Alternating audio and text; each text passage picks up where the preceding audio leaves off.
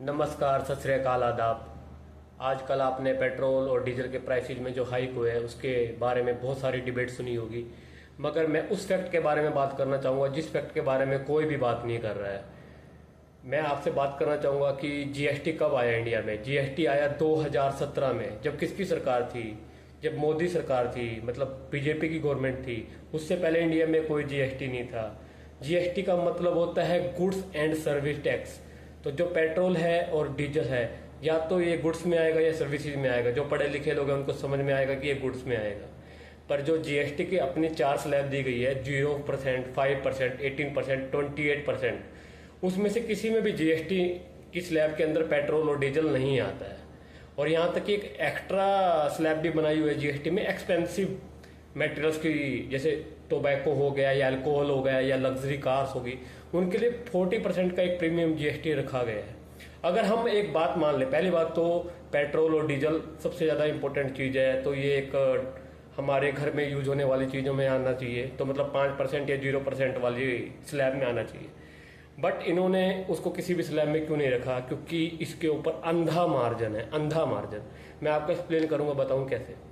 जो पेट्रोल और डीजल का जो बेस प्राइस है, जब हम क्रूड ऑयल को प्योरीफाई करते हैं, उसका जो बेस प्राइस आता है वो अभी भी इंडिया के अंदर 48 टू लेके 50 रुपीज़ के अराउंड है।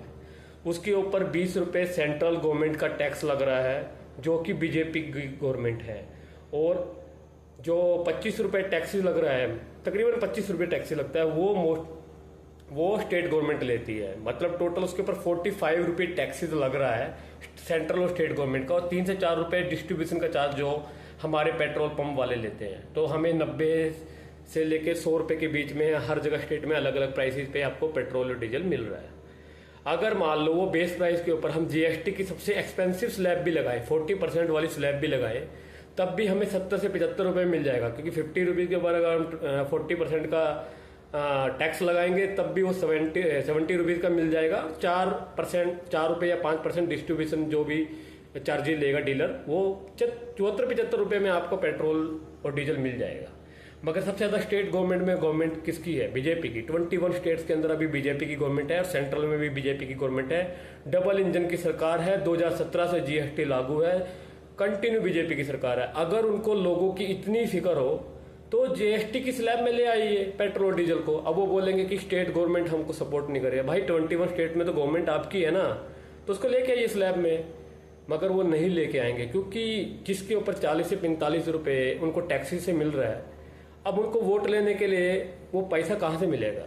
जहाँ पे लाडो लक्ष्मी योजना, लाडली बहना योजना, इनके ऊपर स्कीम्स के ऊपर 10 लाख करोड़ रुपए लग रहा है एक साल में। 10 लाख करोड़ रुपए, इतना हमारा एजुकेशन पे नहीं लग रहा है, हेल्थ केयर पे नहीं लग रहा है, फ्री वीज के ऊपर हमारा 10 लाख करोड़ रुपए लग रहा है। तो आप समझ सकते हैं कि जो ये आपको देश के लिए बोल रहा है कि ये पेट्रोल डीजल का प्राइसेस बढ़ाना पड़ रहा है, तो ये बिल्कुल फेक बातें हैं। इन बातों में बिल्कुल मत आइए।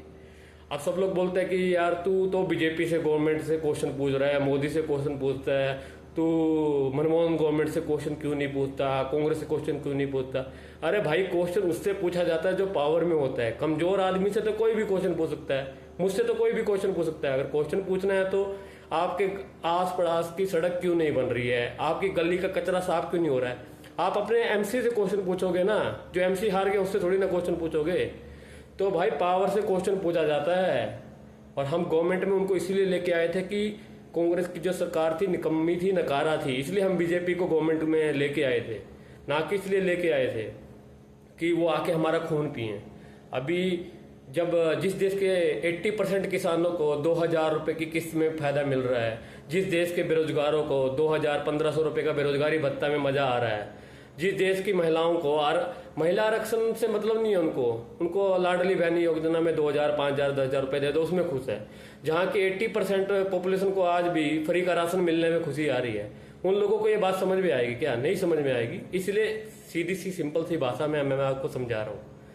तो भाई ये है क्रोनोलॉजी, इस क्रोनोलॉजी को समझ लो तो आपको बात समझ में आ जाएगी इसमें फायदा किसका हो रहा है। और हाँ, मोदी जी आपको बोल रहे हैं वर्क फ्रॉम होम करो।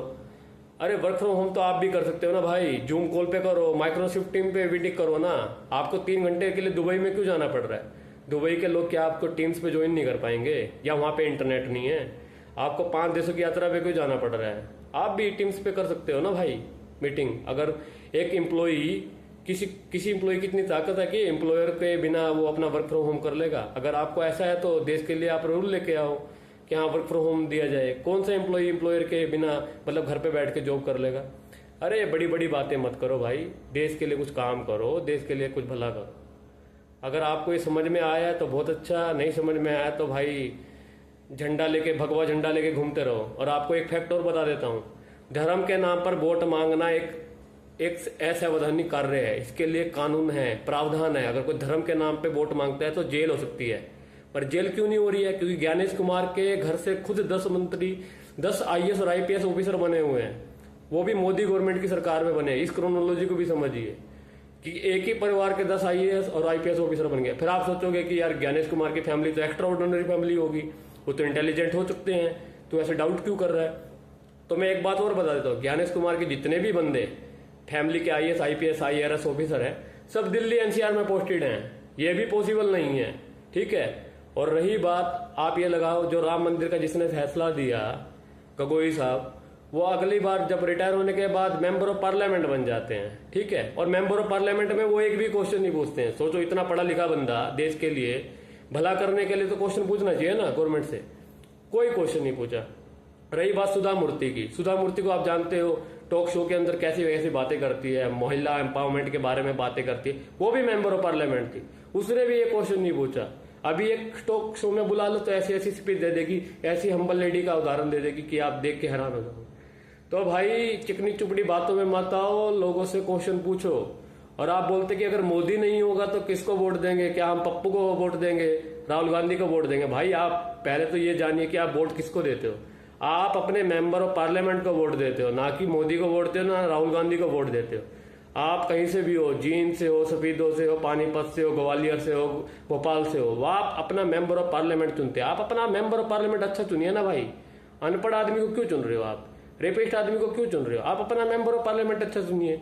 मेंबर ऑफ पार्लियामेंट जाके डिसाइड करेंगे ना कि प्राइम मिनिस्टर कौन बनेगा। अगर आपको लगता है कि वहां पे कोई भी उम्मीदवार अच्छा नहीं है तो उसको हरा दीजिए। कोई ना कोई तो पढ़ा लिखा उम्मीदवार होगा, या आप पार्टी देख के ही वोट दोगे? भाई मेंबर ऑफ पार्लियामेंट अच्छा जिताओ। अगर हम 545 मेंबर ऑफ पार्लियामेंट अच्छा जिताएंगे तो प्राइम मिनिस्टर अच्छा ही बनेगा ना भाई। और ये सारी स्क्रिप्ट से नहीं लेके बोल रहा हूं मैं पढ़ा लिखा हूं इसलिए बोल रहा हूं भाई। मैं प्रॉम्प्टर से देख के नहीं बोल रहा हूं। आपका नेता चौथी फेल हो सकता है, मेरे पास 4 डिग्री है भाई। तो जो भी फैक्ट से बोल रहा हूं उसको ध्यान से समझो। अच्छा लगे तो शेयर करो, ना अच्छा लगे तो भाई डिलीट कर देना वीडियो, ठीक है। जय हिंद, जय भारत।